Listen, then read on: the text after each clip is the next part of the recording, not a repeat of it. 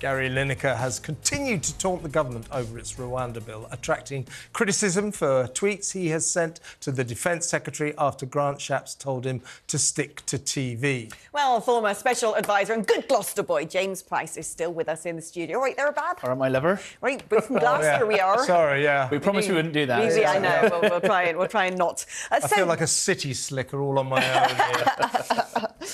So Gary Lineker, I mean, we had a little bit of a conversation about this earlier. It does seem to me, though, that the BBC go out of their way to protect him. You wonder at some point what it is that he's got on people. I think this is the problem that he really has, that he's obviously smarter than your average footballer and has been therefore in a world where he's been one of the smart people and now he's working into this kind of world and thinks, well, I'm actually smarter than all these other guys as well because I keep getting paid, I keep getting to break all the rules and half the country thinks I'm brilliant. So he's clearly got something that he's doing right and the rest of us have been taken for fools. I mean, we're not doing him justice here because we keep talking about him taunting the Defence Secretary Grant Shapps by saying, oh, rich coming from a bloke with four names, four chaps, we all know what that's about.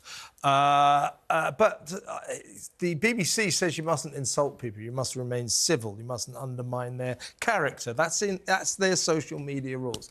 He said to Jonathan Gullis on Twitter, X as it's now called, you obviously haven't read the BBC's social media rules or had them read to you. He is telling a sitting MP you can't read. That strikes me as not very civil. That's an insult. He's clearly broken the rules.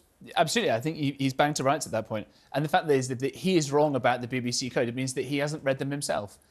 Or, again, he has and he's just completely taking the mick.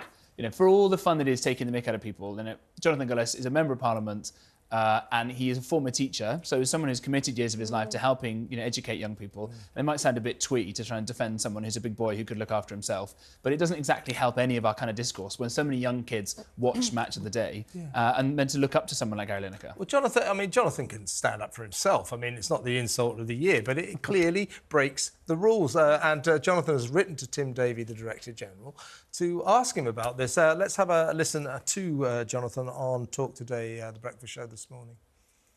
Well, I think Margaret Thatcher said it best in the past, which maybe, like Sir Keir Starmer, Gary Lineker will become a fan of, which is that if they can't debate with you politically, they start to insult you personally.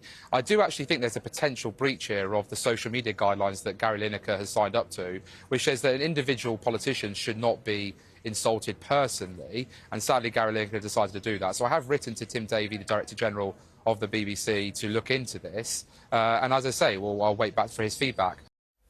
In a world where one might say that having opinions in news is becoming rather vogue, isn't it, Kevin? You know? Yes, it is. How important is it that the BBC... I mean, remember, Gary Lineker isn't in news. He is a sports presenter. But how important is it that the BBC, smacks down people who essentially overstep their impartiality mandate? I think ever since the horrible events in Israel on the 7th of October, I think it's become much more important. We've seen so many problems with the BBC failing in lots of different ways. They can't even bring themselves to call Hamas a terrorist organisation, right, which is just completely absurd. We've all seen the activities and actions that are happening there. I'm obviously not comparing what's going on with the Gary Lineker story to this, but the BBC's reputation has taken such a hit here and with other of its news reporters around the world that to allow this to happen as well, there's such a deep rot there. And don't forget that most of the people who'll be watching this, I think everyone probably, if they're having to watch this live, has by law to pay for a licence fee under pain of going to prison or getting some kind of record and all these kinds of things to keep this going. And I think it's a real pity that the Tories didn't manage to either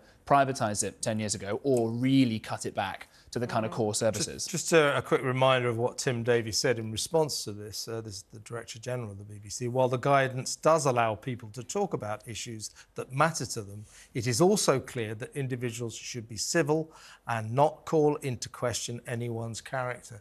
Now, Lineker, straight up, black and white. It's not a debate. He's broken that rule. Yeah. And what is Tim Davie, the Director General, going to do about it? If he does nothing, as people have said, he's clearly spineless. Now, let's move